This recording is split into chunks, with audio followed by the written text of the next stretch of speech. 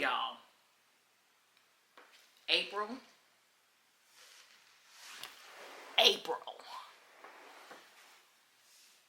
Let's talk about my April reads. Let's do a little April wrap up. I'm gonna be honest, I almost didn't want to do this. Because April started off strong, but baby, some of these April reads were not hitting, and it was throwing me for a loop. But let's go ahead and let's cover some things first before we dive into our April reads. If you like book reviews, if you like just sitting down and rehashing things that happen in books, not spoilers per se, but you know, if you just like to have a good book chat, if you like book hauls, make sure you like, comment, and subscribe. Hit that notification bell so that way you can get notified when I upload. Okay? All right. So now that we got the housekeeping out of the way, let's get into it. Got a little choked up. Okay. So April started out. Good. Like, it started with a banger. So the first book that I read in April was Butcher and Blackbird by Bren Weaver. And it is a dark romance, and I absolutely loved it. Okay, loved it. So I went to one of the local bookstores here, and one of the staff members there was like, hey, it's a great book. It's even better on audio. She's like, the banter is just amazing. So like, I still wanted the physical, but I was like, yeah, I need to hear this. I mean, she was just, the way she was kind of like gushing about it, I was like, okay, bet I'm doing that. So I listened to it. I listened to the audiobook, and she was not lying, y'all. She was not lying. Like, it was so good. And it was a dual POV. So you had a female narrator for the main female character, and you had a male narrator for the main male character, and they were so cute together. They were so amazing together. Their wit, their sarcasm, their humor, their banter. It was just great. Just that back and forth. It was almost like you felt like you were witnessing the conversation. Like you felt like you were there with them. It was so cute. So, basically the story is about two serial killers who hunt serial killers. Yes, you heard that right. Serial killers who hunt serial killers. So, I guess they're more or less like vigilantes, so they're, taking out the trash, so to speak. They don't know each other, they just happen to meet they just happen to same time, same place situation. But they are aware of each other's like work, So, she knows that he's the butcher, and and then her signature name is Blackbird. But this is one of those he falls first situations, because he definitely falls first. Blackbird, she's got a lot of, insecurities and things like that. They both have, traumatic backgrounds that kind of influenced their career choice, so to speak. But, and one of the wild things about Blackbird is, when she hunts, or when she picks her targets, kills her victims, whatever you want to, say. When she goes after these baddies, she leaves like little clues or whatever for the feds and for the cops, so that way they know, okay, who this person is that she murked. I mean, basically she's helping them out. If anything, the feds need to put her on the payroll. She's helping them solve the crimes. She's doing the Lord's work. Okay, well, maybe not the Lord's work. Maybe not the Lord's work. But she's doing somebody's job. And they should appreciate that. I'm just saying. So, just a really good book. If you read it, I definitely highly recommend listening to the audio. I mean, like, seriously, I'm in the car, like, laughing out loud at this stuff. And, yeah, super, super good. Rated it 4 stars. So, top notch for me. So, Butcher and Blackbird by Bryn Weaver. It is, I don't know if this is, I think it's supposed to be a trilogy. If not a trilogy, a duology, but it's a part of it. It's the first book in a series. And the second book, Leather and Lark, I believe comes out in June. Comment down below if you know the exact date when it comes out. But definitely want to read that because that follows, I believe that one is about our main, I think it's about Blackbird's, I forget their actual names. I think that is about Blackbird's best friend, Lark, and Butcher's brother. So, yeah, good book. All right. So the next book that I read in April was, I got some notes here, so forgive you, girl, because my brain, I forget what I was doing like 10 minutes ago. So, The Break She Needed by Lauren Lacey. So, this is kind of when the month started taking a turn. Okay, so here's what had happened. So I signed up for an arc, not realizing that the arc that I was signing up for was the 3rd book in the series. So I got the arc. I was like, oh yay, my first arc, woohoo, right? Super excited. So this book, so like I said, I signed up for the arc, didn't realize that the arc I signed up for was book 3. Yo, read the fine print, check everything out before you, do this. That type, before you sign up for an arc, make sure that it's, if it's part of a series, make sure you've already read the previous work in the series, or don't sign up for it. So anywho, so I signed up for book 3, so I was like, okay, well crap. Now I gotta read, book 1 and book 2. So The Break She Needed was book 1 in Lauren Lacey's, I think it's called the Black Summer Isle series. So it's a romance. I rated it, I gave it 3 stars, but I ain't gonna lie, I probably should have gave it more like 2.75. So, it started off so good. It started off with such promise. You know what I'm saying? Like, it started off good. I related. Evie is the main female character, and I related to Evie a lot. She is overworked, overwhelmed, experiencing burnout from her job. I'm like, oh shit, is Lauren watching my life? Is she watching my life? Declining health, she had a health scare due to all the stress from her job. I had a health scare due to my job, a few years back. So I was like, oh man, like I feel this in my soul right now.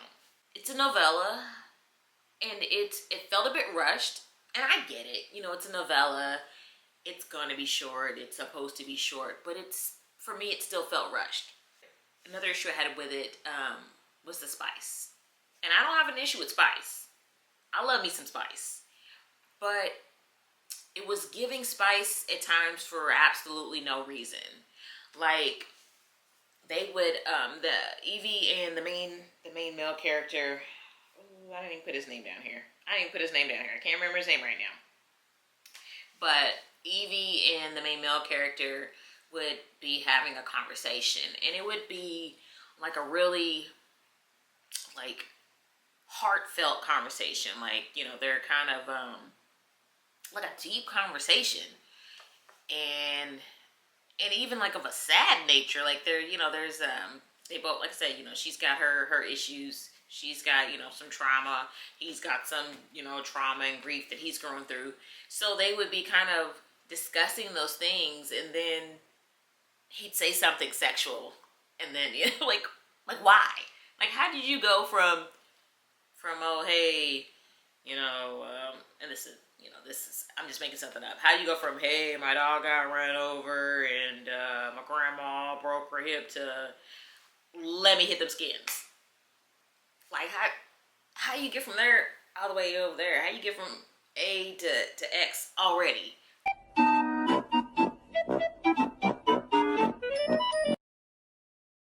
Yeah. So he deflected to these sexual innuendos, but it didn't feel like him as the character. It felt like the author doing it. Like anyway. Something that I did enjoy, besides being able to relate to Evie, was I liked the dialogue between Evie and her friends. Like, her friends were legit and supportive. Like, they were, it was good. There just wasn't enough. Like, there wasn't enough dialogue. And then there was a lot of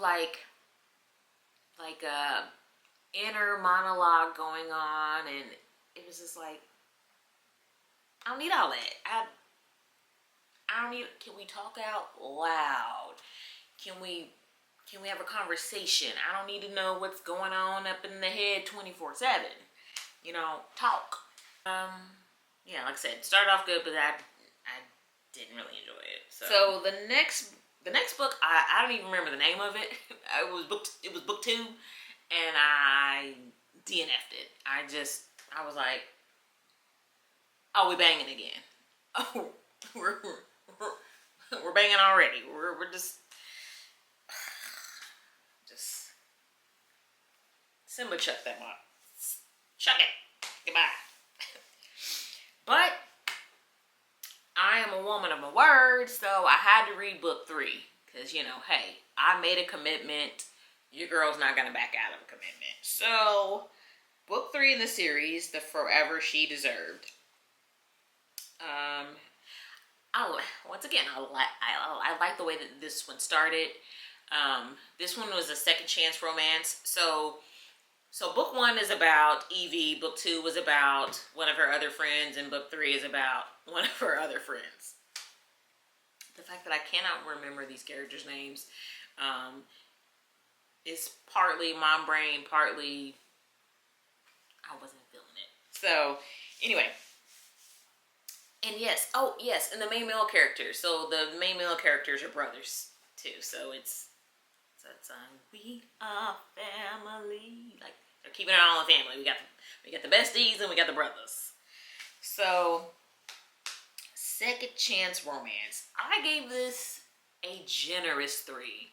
Like, I was being real generous with it. It started out promising. I felt like this one was more of an adult romance. You know, characters, for one, had history with each other. For 2, they were both, one's a widow, one was divorced. They both had children. So it just felt real, I don't know, it felt real grown up. And I like that aspect. You know, not knocking the other 2 stories. The second one, I really, the second book was like basically about the player brother and the wild friend, and the first one was more, I don't know. Anyway, so yeah, this one it just felt more grown up, more real. It felt more realistic. This one also kind of suffered from some of the same problems of book 1 and book 2, just that lack of dialogue. You would get 1 or 2 sentences of dialogue, and then you would get like this inner monologue. But it didn't even feel like an inner monologue. It almost felt like a third person narration. It just sounded weird. Like, like, are these her thoughts, or is this like Big Brother spying on them or something? Like, it just let these people talk, baby. Just write a conversation. Give me a conversation. And then like there's a scene where they have a date, where they go on a date, and it says the dinner continued on with great conversation and laughs. What the hell did y'all talk about? What did they talk about? I want to laugh too. Make me laugh. What was so freaking funny? What was so funny? Share it with the class. I mean, so just if you're gonna write this, like, you know, from first person point of view, if you're gonna write, you know, these love stories, please put some dialogue in it. I need more. I need more. Gimme. I need. Please. So, yeah, after those 3 books, whew. But okay, so those are the negatives, but, you know, I want to, like, wrap it around and try to find some positives from this series. So, you know, I love being able to see successful Black professionals. Like, these you know, the brothers owned land. They owned successful companies. The women were successful. They were, you know, these were positive Black role models. I love seeing that.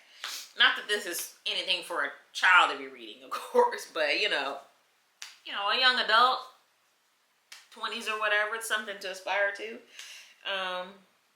And they had really supportive families,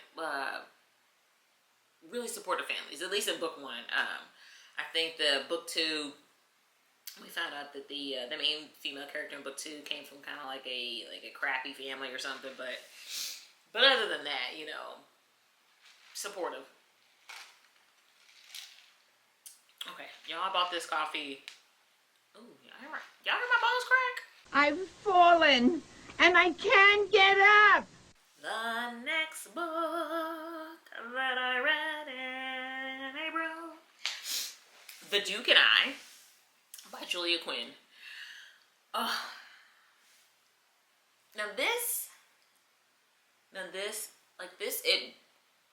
This book, so good. 4 stars. I listened to the audiobook, and I don't know if they're still free, but if you have Audible, the Bridgerton series is free on Audible. So, oh my God, this woman knows how to, like, write, just this witty banter. You love these siblings. You know, if you've seen the show, you know that it's about, you know, this the Bridgerton family, at least, you know, for the most part. So the first book, anyways, The Duke and I, and it's a romance. So each book focuses on a sibling, and how many of them are there? There's a lot of damn kids. I think it's like, is it like 5 boys and 5 girls? Is it even out that way? I think so. I think it's 5 boys and 5 girls. I don't know. But anyway, first book is about Daphne, the oldest daughter, and the Duke. So, it's different. I get tongue-tied. So it's different than the show. There's a lot of differences between this and the series, but a lot of it still kind of lines up. So there are some differences that I noticed, and I enjoyed the book. I enjoyed the series. I will say that, like, in listening to it, I still, when I was, you know, when you're reading or you're listening to a book, or even when you're reading a physical book, you picture in your mind what you think these characters look like. Well, I just completely threw out, you know, I appreciate you, Julia, and your characters and how you describe them, but I imagine them as the characters from the series, because that was, Daphne had like red hair in the series, or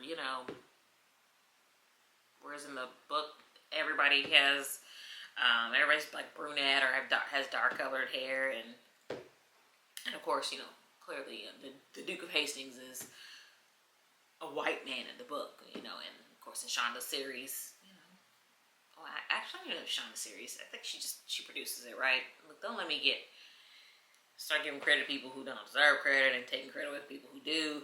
I'm trying to make this one a long one, because that last wrap up I did was hella long. But anyway, back on track. I love the narrator. Like, I loved her accent. It was just spot on perfect. This book was so fun and cheeky. It was good. I really enjoyed it. Didn't want to stop listening to it. And the way the siblings are together, just the sibling rivalry, the bickering between them, you just love it.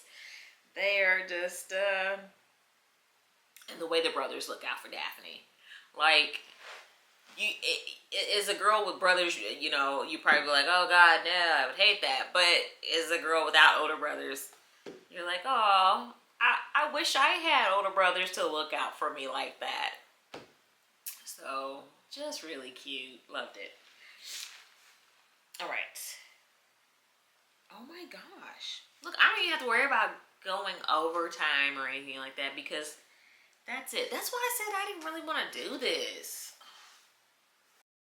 Like that series, I am sorry, Lauren Lacey. And I don't know why we apologize when we don't. Like, you ever notice that? Who else does that? When you're like, oh, I really wanted to like this. Like, oh God, why do we feel bad when we don't like something? Like, that's your right not to enjoy something. We shouldn't make ourselves feel bad for not enjoying something, But I do. This is somebody's livelihood. This is somebody's work. I really wanted to like it, but I didn't. And I guess part of me is like, I shouldn't feel sorry about that. I shouldn't feel bad about that. But then the other part's like, well, they put their heart and soul into it. So, anyway, those are my reads for April. Have you read any of these books? So, have you read any of the Bridgerton series? Did you prefer the series adaptation of The Duke and I, or did you prefer the book? If you made it to the end, thank you so much for watching. I'm really enjoying this. I'm really enjoying this YouTube thing. I don't have a lot of followers right now. I don't have a whole lot of views, but I am enjoying this. It is, it's fun. It's an interesting journey. And if you watch this video in its entirety, if you watched any of my previous videos, I thank you for coming along this journey with me. Please, if you will, hit that like button, leave me a little comment, a little hey, a little hi. What did you read for April? What was your, did you DNF any books in April? Because I definitely did. I mean, just the one. Yeah, like, comment, subscribe, hit that notification bell. Until next time, bye.